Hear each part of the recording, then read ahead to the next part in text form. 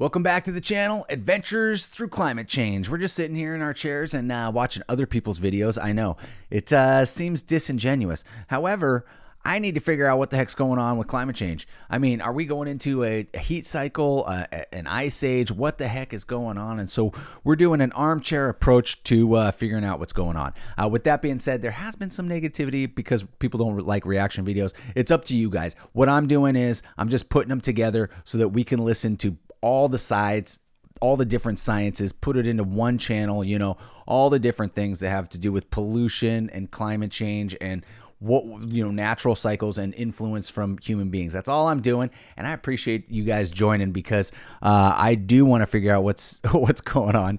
And I do want your input. I do want your comments, and send me videos to watch. And if you send me one, I'll give you the credit and say that, hey, this person told me to watch this video. Let's check it out. Let's see what's going on. Mr. Ellis did that, and I featured his videos, which I hope he was okay with, because he's the one that told me to check out that information, and he was absolutely right. So, and you guys should go back and check out those videos. Ultimately, maybe you should subscribe to the original video. Whatever you guys want to do, I appreciate you. I just want a community that we can all talk about this type of stuff because it's in the news, and I don't think there's enough discussion about it. There's too many lectures. So let's listen to the lectures and start the communication, start the actual talking without like demonizing our current practices and people talking about it. Okay. With that being said, and I just wanted to talk about that for 1 second. I really appreciate it. With that being said, we're doing a Lex Fridman. This is Lex Clips because a lot of Lex's stuff is like 3-4 hours long. It's like a Joe Rogan. If you guys haven't checked out Lex Fridman, he's interesting to me. He's interesting because he's very dry. He just kind of talks, and there's some jokes in there and humor. But let's get into it. I have no idea what this is about. This is with Jordan Peterson, who's a psychologist from Canada, I believe. Yeah, Canada. Ontario, actually. And Ontario, Canada, I believe. Anyways, Jordan Peterson is kind of a right-wing guy that believes in kind of classical roles and that type of stuff, God. And so I would imagine he criticizes climate change. I imagine I'm going to agree with him quite a bit on this, but let's see what happens. Let's see what he has to say. He's very intelligent, but he's not really known for his climate change. So let's see if something entertaining or informational comes about of this. Let's see here. Make sure the sound is right there. So imagine that there's an emergency. Dragon. There's a dragon. Someone comes and says, there's a dragon. I'm the guy to deal with it. That's what the environmentalists say, the radical types who push limits to growth. Then I look at them and I think, okay, is that dragon real or not? That's one question. Well, I ask that question of myself every time when I spend time alone. Is the apocalypse looming on the environmental front? Yes or no? I'll just leave that aside for the time being. I think you can make a case both ways for a bunch of different reasons. And it's not a trivial concern. And we've overfished the oceans terribly. And there are environmental issues that are looming large. Absolutely. Whether climate change is the cardinal one or not is a whole different question, but we won't get into that. That's not the issue. You're clamoring about a dragon. Okay.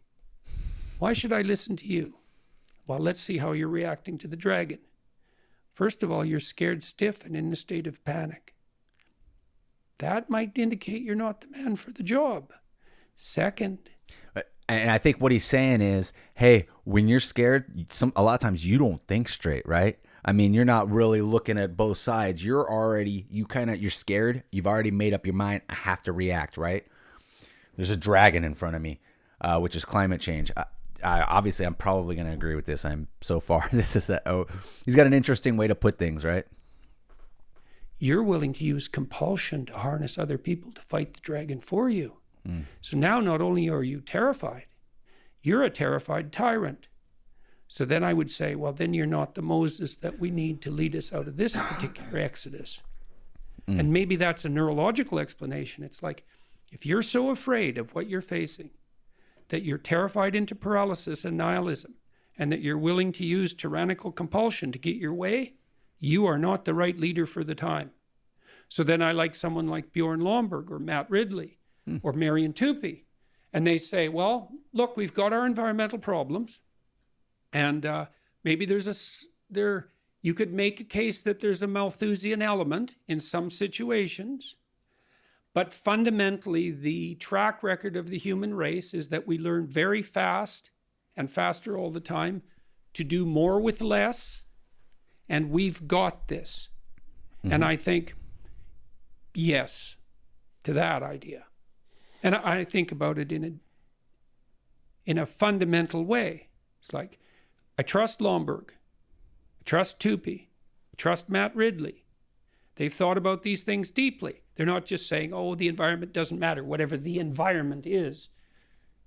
The environment, I don't even know what that is. That's everything, the environment. I'm concerned about the environment. It's like, how is that different than saying I'm worried about everything? It's funny how he puts that, but there's a lot of truth to that, because when the environment includes space, it includes water, and I mean, obviously, I'm worried about water. That's a big thing for me with like fishing and polluting in the water. But I digress. Let's get back into that. It's just interesting. It's funny. How are those statements different semantically? Well, yeah, the environment, it could be, I'm Lex. worried about human society. A lot of these complex systems are difficult to talk about because there's so much involved, for sure. Yeah, everything. And then these models, because people have gone after me because I don't buy the climate models. Well, I think about the climate models as extended into the economic models, because the climate model is, well, there's going to be a certain degree of heating, let's say by 2100. It's like, okay, some of that might be human generated. Some of it's a consequence of warming after the ice age. This has happened before, but fair enough. Mm-hmm. Let's take your presumption. Although there are multiple presumptions, and any error in your model multiplies as time extends. But to have it your way, okay, now we're going to extend the climate model, so to speak, into the economic model. So I just did an analysis of a paper by Deloitte, third biggest company in the US, 300,000 employees, major league consultants. They just produced a report in May. I wrote an article for it in the Telegraph, which I'm going to release this week on my YouTube channel. Said, well, if we get the climate problem under control economically, because that's where the models are now being generated on the economic front. So now we have to model the environment, that's climate, and we have to model the economy, and then we have to model their joint interaction, and then we have to predict 100 years into the future, and then we have to put a dollar value on that, and then we have to claim that we can do that, which we can't, and then this is our conclusion. We're going to go through a difficult period of privation, because if we don't accept limits to growth, there's going to be a catastrophe 50 years in the future or thereabouts. And so to avert that catastrophe, we are going to make people poorer now. How much poorer? Well, not a lot compared to how much richer they're going to be, but definitely, and they say this in their own models, definitely poorer than they would be if we just left them the hell alone. And so then I think, okay, poorer, eh? Who? Well, let's look at it biologically. You've got a hierarchy, right, of stability and security. That's a hierarchy, or one type. You stress a hierarchy like that, a social hierarchy. So there's birds in an environment, and an avian flu comes in. And then you look at the birds in the social hierarchy, and the low-ranking birds have the worst nests. So they're most exposed to wind and rain and sun, and farthest from food supplies, and most exposed to predators. And so those birds are stressed, which is what happens to you at the bottom of a hierarchy. You're more stressed because your life is more uncertain. You're more stressed. Your immunological function is compromised because of that. You're sacrificing the future for the present. An avian flu comes in, and the birds die from the bottom up. That happens in every epidemic. You die from the bottom up. Okay, so they say when the aristocracy catches a cold, the working class dies of pneumonia. All right, so now we're going to make people poorer. Okay, who? Well, we know who we make poorer when we make people poorer. We make those who are barely hanging on poorer. And what does that mean? It means they die. And so what the Deloitte consultants are basically saying is, well, you know, it's kind of unfortunate But according to our models, a lot of poor people are going to have to die so that a lot more poor people don't die in the future. It's like, okay, hold on a sec. Which of those two things am I supposed to regard with certainty? The hypothetical poor people that you're going to hypothetically save 100 years from now? Or the actual poor people that you are actually going to kill in the next 10 years? Well, I'm going to cast my lot with the actual poor people that you're actually going to kill. And then I think further, it's like, well, okay, the Deloitte consultants, have you... Let me pause right there, because I do want to get on that. That is a big thing. When I argue, or not even argue, I don't so much, it's kind of a discussion. If it gets too heated, I usually am just like, look, we got to kind of back off this. But the thing is, most arguments come from either humanitarian versus environmental, and everybody is always like, well, there's too many people already. That's always the answer. And I'm just like that statement. And I know a lot of people have it in their heads, and I think it sometimes because you hear it so often, right? And it gets input. And are we destroying the earth by having too many people? I don't think so. Are we destroying other creatures? Yeah, possibly. Yeah, we're changing the earth. I mean, obviously, we're changing the earth. Every living thing makes its imprint on the earth in its own way, right? And is it making it less beautiful? Probably. Is it going to be less beautiful in the future anyways? Probably, right? I mean, we already talked about that, how everything goes through. I mean, when it goes to an ice age and what happens thereafter, because everything becomes so arid in those other parts of that do have land, right, that creates the dust that gets up on there, is I think they estimate that 90% to 95% of all life, including plant life, ends up keeling off and dying anyways, right, during those really bad ice ages. So it's like, okay, you got these hypotheticals for the future, but the decisions you make today are affecting people tomorrow too, and today, right? I worked in the oil fields. Do you know how many people got laid off because the first thing Biden did was cut the Keystone? It's estimated it cost about 60,000 U.S. jobs. 60,000. That's a lot of jobs, and good paying jobs, right? And I happen to think that a pipeline is much safer than constantly sending these ships across these waters that, anything can happen in the water. I mean, it's ridiculous. And so, and then it gets in the water and it just disperses out, right? It just goes.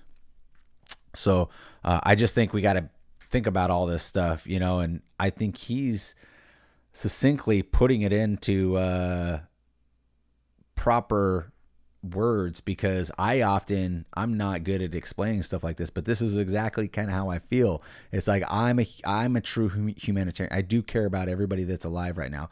I care about, the unborn. That is just my thoughts. I care about all that stuff. And so you get on those polar ends with this conversation where people are, I don't want to say anti-human, but they are to some degree. And that might be you, where you're just like, well, there's too many people already. Yeah, but who dies?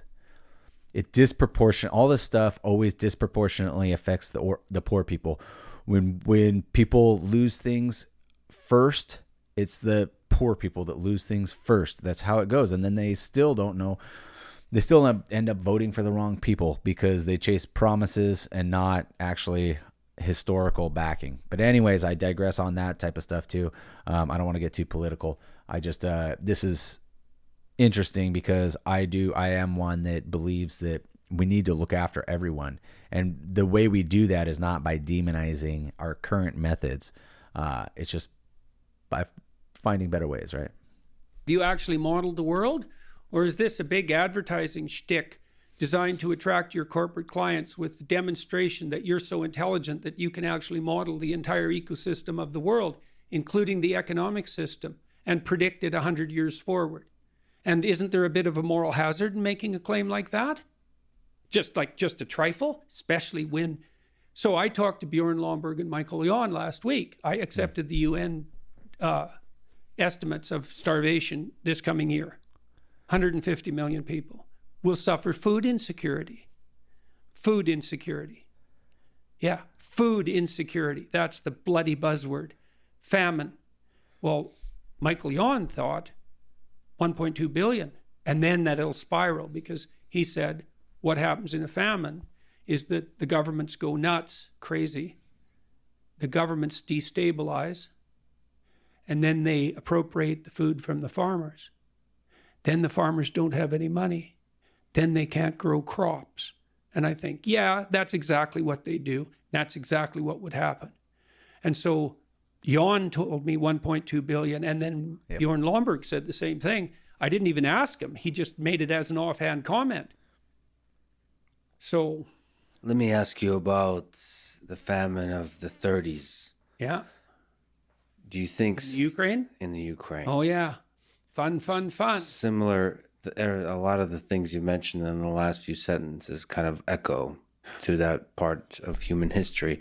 The hole in the door. Do you? No one knows about.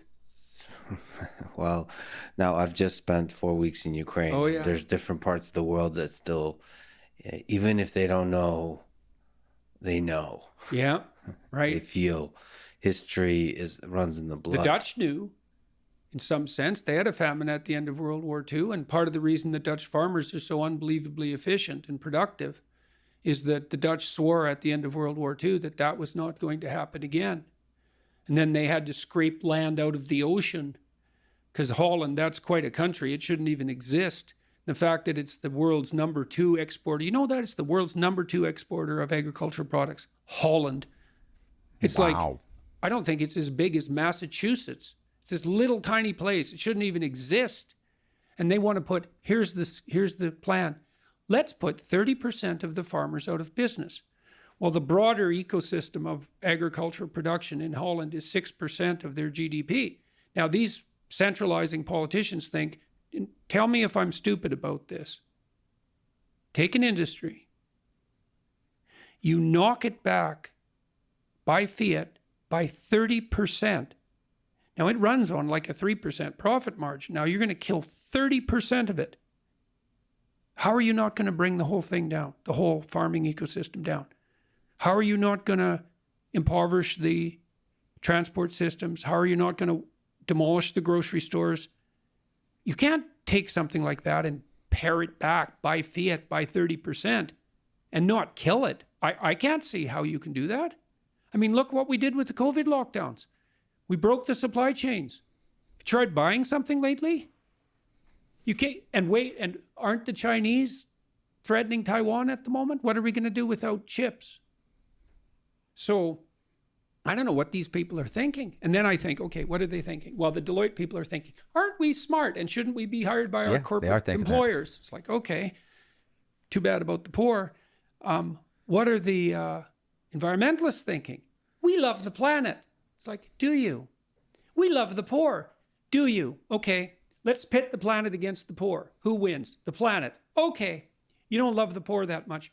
Do you love the planet? Or do you hate capitalism? Let's pit those two things against each other. Oh, well, it turns out we actually hate capitalism. How can we tell? Because you're willing to break it. And you know what's going to happen? So what's going to happen in Sri Lanka with these 20 million people who now have nothing to eat? Are they going to eat all the animals? Are they going to burn all the firewood? They're stockpiling firewood in Germany. It's like, so is your environmental globalist utopia going to kill the poor and destroy the planet? And that's okay, because we'll wipe out capitalism. It's like, okay. Yeah, the dragon and the fear of the dragon drives ideologies, some of which can build a better world, some of which can destroy that world. Yeah. That was a good one. I enjoyed that one very much so. I completely agree. And that's just because I'm more of a humanitarian, and I know people, they think they're humanitarians, they fight, they think they're fighting for people, but if you're an environmentalist in this day and age, you're not a humanitarian, because they can't go together right now. And if you're saying that you'll be able to continue the human race because if we continue on this pace, we're not going to be able to continue the human race. I don't know that that's true, and I think that's chasing the dragon again. That's fear of everything. That's just my 2 cents, guys. Let me know what you guys think. I agree with Jordan Peterson. Lex, if you haven't watched Lex before, he's funny, as you can see. Even when he's joking, that's his personality. It's kind of interesting how there's so much fame and so much attention towards him. He's just kind of jumped up, and he's just straight, kind of doesn't vary much at all. So thank you for joining Adventures Through Climate Change with me, Trevor Snyder. I hope I earned your subscription and a like, but please make sure you lay down a comment. Let me know what you think, questions, and what I should watch next. But we'll catch you on the next video.